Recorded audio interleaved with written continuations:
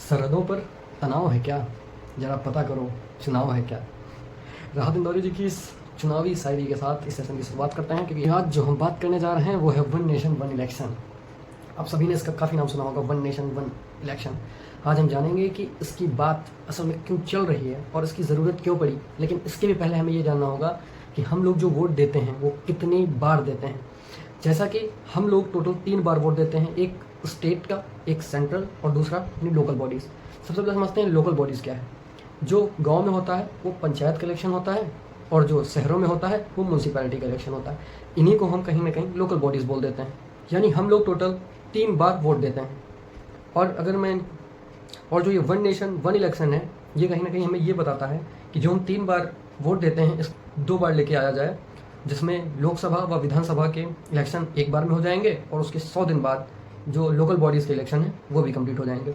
इस समय जो बातें चल रही हैं वो सितंबर 2023 में, जब रामनाथ कोविंद जी हमारे देश के राष्ट्रपति थे, तब उनके एक हाई लेवल कमेटी बनाई गई थी, जिसमें वन नेशन वन इलेक्शन के तहत चुनाव कराए जाने की बातें चल रही थी। उसकी रिपोर्ट मार्च 2024 में द्रौपदी मुर्मू जी को सौंप दी गई है, और इस रिपोर्ट में काफ़ी इंपॉर्टेंट टॉपिक्स पर बात हुई, उन सभी पर हम चर्चा करेंगे और बाद में ये भी जानेंगे कि इससे क्या फ़ायदे और क्या नुकसान हो सकते हैं। जो लोग इसके समर्थन में हैं वो क्यों इसका समर्थन कर रहे हैं, और जो लोग इसके विरोध में हैं वो आखिर क्यों इसका विरोध कर रहे हैं। तो चलिए वीडियो को स्टार्ट करते हैं।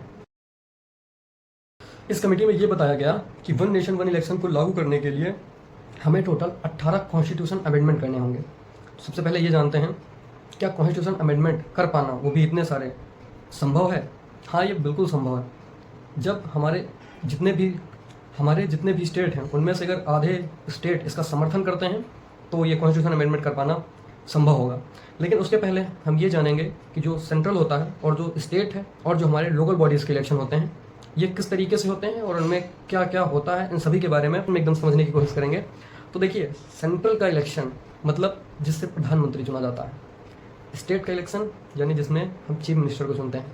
और जो लोकल बॉडीज़ के इलेक्शन होते हैं, यानी ग्राम पंचायत या फिर म्यूनसिपैलिटी के इलेक्शंस जो होते हैं, जिनमें हम प्रधान या मेयर को चुनते हैं। तो अब बात करते हैं सबसे पहले सेंट्रल की। सेंट्रल में 4 मेन बॉडीज़ होती हैं, राष्ट्रपति, उपराष्ट्रपति और राज्यसभा और लोकसभा। इनमें से केवल लोकसभा के लिए आम नागरिक वोट देते हैं, और उसके बाद जितने भी लोग चुने जाते हैं वो हमारे द्वारा चुने गए जो लोग होते हैं उनके द्वारा ही वोट दिया जाता है। इसमें हम डायरेक्ट रूप से पार्टिसिपेट नहीं करते और कहीं ना कहीं इनडायरेक्ट रूप से हम इसमें जुड़े हुए होते हैं। अब बात करते हैं जो राज्यसभा होता है। राज्यसभा में वो लोग बैठते हैं जिनको विधानसभा के द्वारा चुने गए लोग वोट देते हैं। राष्ट्रपति, उपराष्ट्रपति और राज्यसभा, ये सभी वो सदस्य होते हैं जिनको हमारे द्वारा भेजे गए लोगों ने चुना होता है। अब बात करते हैं स्टेट की। स्टेट यानी राज्य, जहाँ पर एक सीएम होता है। जो विधानसभा के लोग होते हैं उनको आम नागरिक चुनकर भेजते हैं, यानी डायरेक्ट वोट देते हैं विधानसभा के लोगों को, और विधानसभा के जो लोग होते हैं उन्हीं में से कोई एक सदस्य जिसका वो सभी लोग समर्थन करें, या फिर जो पार्टी बहुमत में है उसके लगभग 50% से ज़्यादा लोग जिस एक व्यक्ति का समर्थन करते हैं वही व्यक्ति सीएम बन जाता है। ये तीनों इलेक्शंस अलग अलग होते हैं तो हमें अलग अलग प्रॉब्लम्स भी देखने को मिलती हैं। सबसे पहले हम बात करेंगे मार्च 2024 में जो रिपोर्ट राष्ट्रपति को सौंपी गई, जो चीज़ें सबसे पहले इनके बारे में जानते हैं। तो सबसे पहले जो मैंने आपको बताया था कि 18 कॉन्स्टिट्यूशन अमेंडमेंट करने पड़ेंगे, और इसमें आधे से ज़्यादा जो राज्य हैं उनका सपोर्ट होना बहुत ज़रूरी है। और दूसरी जो इम्पोर्टेंट बात है वो ये है, इन्होंने बताया कि अगर 2029 के इलेक्शन में हमें one nation one election mode के तहत इलेक्शन करवाना है तो सबसे पहले तो लोकसभा और राज्यसभा के जो इलेक्शन होंगे वो एक साथ करवाए जाएंगे, और उसके 100 दिन के अंदर अंदर लोकल बॉडीज़ के इलेक्शन भी करवा दिए जाएंगे। कहीं ना कहीं जो इलेक्शन कमीशन और स्टेट इलेक्शन कमीशन जो अलग अलग मतदाता सूची बनाते थे, इसमें हम जब एलिजिबल होते हैं तो लोकसभा और विधानसभा और लोकल बॉडीज़, इन तीनों के लिए जो एलिजिबिलिटी क्राइटेरिया है वो सेम 18 साल ही होता है। लेकिन इनकी मतदाता सूची इलेक्शन कमीशन की अलग और स्टेट इलेक्शन कमीशन की अलग बनती है, और इसमें कहीं ना कहीं पैसा भी वेस्ट होता है। वन नेशन वन इलेक्शन के तहत ये इलेक्शन करवाया जाएगा, तो जो मतदाता सूची हैं ये अलग ना होकर एक ही बनेंगी, क्योंकि इन सभी इलेक्शन को इलेक्शन कमीशन ही कराएगा। आखिर जो लोग इनका समर्थन कर रहे हैं उनके पॉइंट्स क्या क्या हैं, वो क्या सोचकर इसका समर्थन कर रहे हैं, सबसे पहले इसको देखते हैं। इसका कहीं ना कहीं एक रीज़न ये भी है कि जो भी सरकार केंद्र में होती है वो कठोर फैसले नहीं ले पाती, क्योंकि जैसे ही वो फैसले लेने के सोचती है कि उससे कुछ ही दिन बाद कहीं ना कहीं किसी न किसी राज्य का इलेक्शन होता है, और उसका खामियाजा उसे भुगतना पड़ सकता है जो आने वाले इलेक्शन है उसमें। और जब भी सरकार कभी इलेक्शन मोड में होती है तो उसको काफ़ी सारे नियमों का पालन करता है। इसमें ये भी नियम है कि कोई नई पॉलिसी उस समय नहीं आ सकती, क्योंकि अगर आप नई पॉलिसी लाते हैं तो कहीं ना कहीं जिस राज्य में इलेक्शन है उस राज्य की जनता को आप अपनी तरफ करने की कोशिश करते हैं। इस वजह से भी आप नए और कठोर फैसले नहीं ले सकते। और इसके और भी रीज़न ये भी हैं कि अगर इसका इलेक्शन अलग अलग टाइम में होगा तो लोगों का इलेक्शन के प्रति जो उत्सुकता होती है वो भी कहीं ना कहीं कम होने लगती है। अगर ये 5 साल में एक बार होता है तो कहीं ना कहीं लोग वोट देने के लिए उत्सुक रहेंगे और उसका परिणाम जानने के लिए उत्सुक रहेंगे। और इसमें जो स्टाफ होता है वो भी बहुत ज़्यादा यूज़ होता है। इस इलेक्शन की वजह से कहीं ना कहीं बच्चों की पढ़ाई पर काफ़ी ज़्यादा इफेक्ट पड़ता है, क्योंकि जो टीचर्स होते हैं वो प्रॉपर स्कूल या कॉलेज नहीं जा पाते। क्यों? क्योंकि उनकी ड्यूटी इलेक्शंस में लगा दी जाती है और इससे बच्चों की पढ़ाई को भी काफ़ी ज़्यादा नुकसान होता है। और कुछ ऐसी चीज़ें हैं जिसमें पार्टीज़ को भी इसका काफ़ी नुकसान देखना पड़ता है।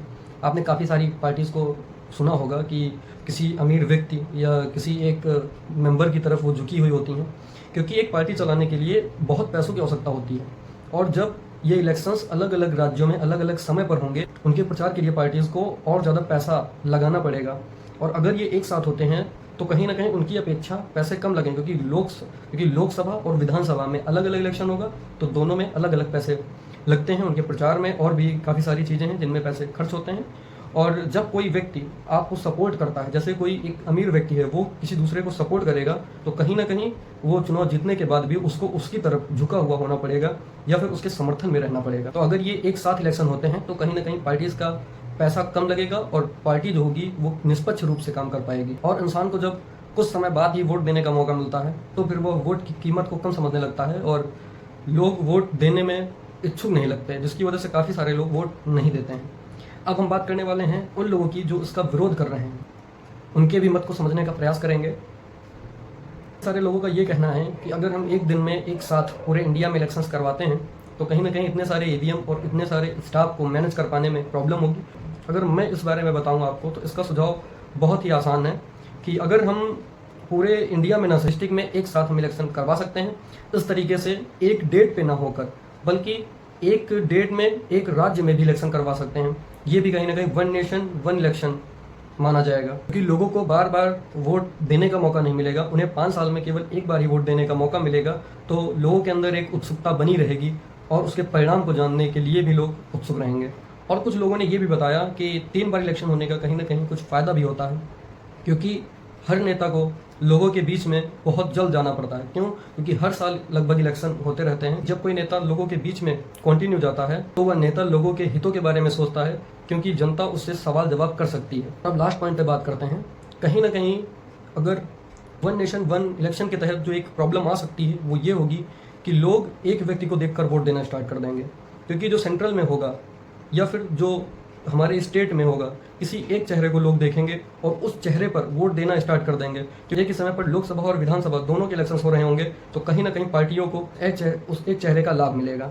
क्योंकि अगर हम पहले की बात करें 1952 से लेकर 1967 तक एक साथ ही वोट पड़ा करते थे, तो उस समय के जो प्रधानमंत्री थे पंडित जवाहरलाल नेहरू वो काफ़ी लोकप्रिय माने जाते थे। इसीलिए आप उस समय देखेंगे अधिकतर जो स्टेट थे, स्टेट में भी कांग्रेस की सरकार थी और सेंट्रल में भी कांग्रेस की सरकार थी। तो कहीं ना कहीं उस एक चेहरे, जिस चेहरे पर चुनाव होता है, उसकी वजह से जो लोग हैं वो वोट देना पसंद करते हैं। बाकी ये मैं आप पर छोड़ता हूँ कि 1 नेशन 1 इलेक्शन लागू होना चाहिए या नहीं, आप लोग कमेंट बॉक्स में बताइएगा। मिलते हैं अगले वीडियो में, तब तक के लिए जय हिंद।